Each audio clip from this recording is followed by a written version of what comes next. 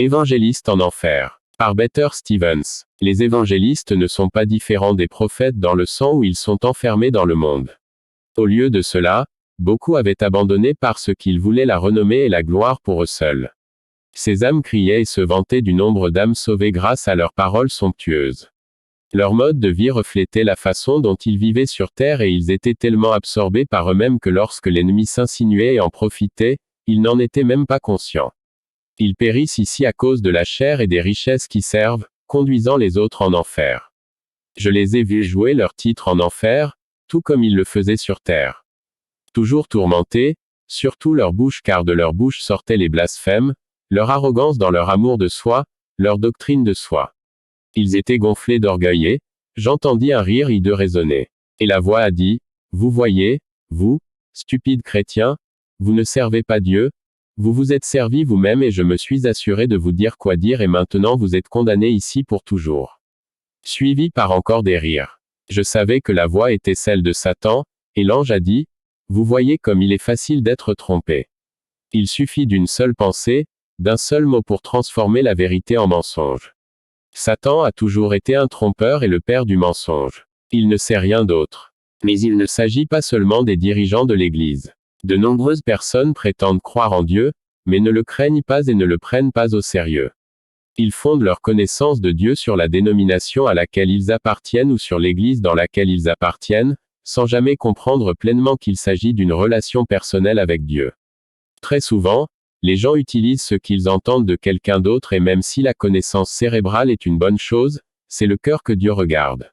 Dieu n'est pas dans les bâtiments construits par l'homme. L'Église qui est nous, le temple est l'endroit où Dieu habite, vous ne pouvez ni le retenir dans une boîte ni dans un bâtiment. Les bâtiments de l'homme peuvent être balayés ou démolis, mais le véritable temple ne le peut pas.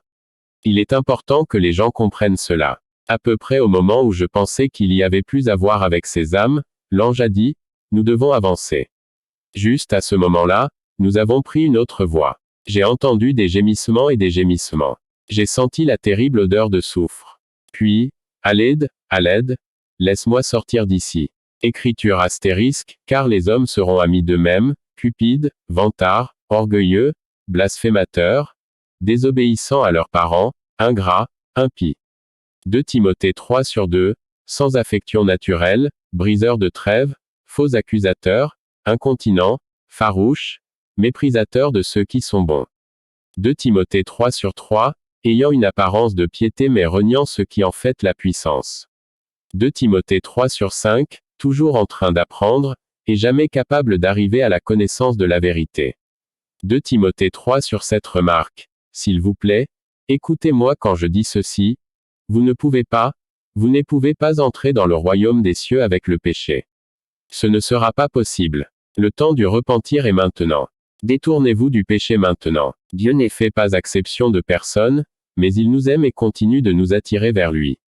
Son cœur est d'apporter la réconciliation à tout, en retour à lui, à travers son Fils, Jésus-Christ et l'achat qu'il a payé sur la croix. Il ne devrait jamais y avoir aucune sorte de péché ni personne qui nous séparerait du Père.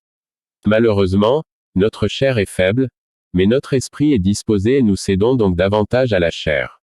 Écriture, ne laissez pas le péché régner dans votre corps mortel, afin que nous lui obéissions dans ses convoitises. Romains 6h12.